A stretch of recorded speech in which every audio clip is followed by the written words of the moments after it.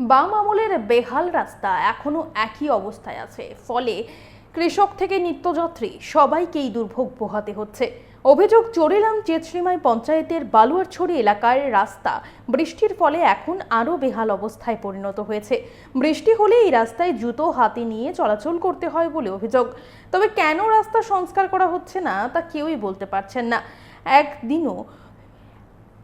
এদিনও দ্রুত রাস্তা সংস্কারের জন্য সরকারের দৃষ্টি আকর্ষণ করেছেন স্থানীয়রা। আমরা শুনবো ঠিক কি দাবি স্থানীয়দের।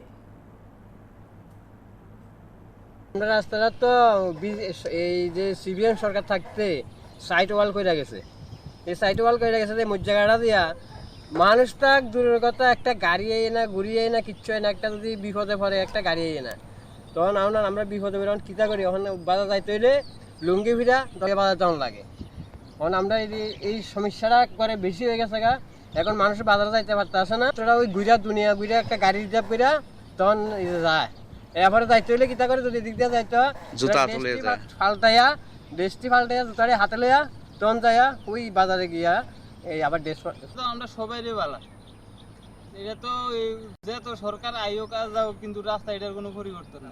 আমার বিয়ের পরে থেকে দেখতেছি এই রাস্তার কোনো ঠিক নাই। আজও পর্যন্ত এই রাস্তা পরিবর্তন হয়েছে না। বিয়ে হয়েছে আমার 16-17 বছর রানিং চলতে আছে। কি করুম, ওখানে রাস্তাঘাটে হাঁটতে পারি না, কিছু করতে পারি না। বৃষ্টি হইলে রাস্তাতে হাঁটন যায় না, তো জোতালে হাঁটতে যাওয়ান লাগে। তারপরে আমরা ছাত্র স্কুলে স্টুডেন্ট নিয়ে যাইতে পারি না, আমার ছেলে মেয়েগুলো স্কুলে নিয়ে যেতে পারি না। তো রাস্তাটা পরিবর্তন হয় না, কি করবো আমরা? এখন বাজারে যাইতেছেন? এখন বাজারে যাইতেছি আমরা, জোতা হাতে লিয়ে রাস্তাটা খুব খারাপ হয়ে গেছে।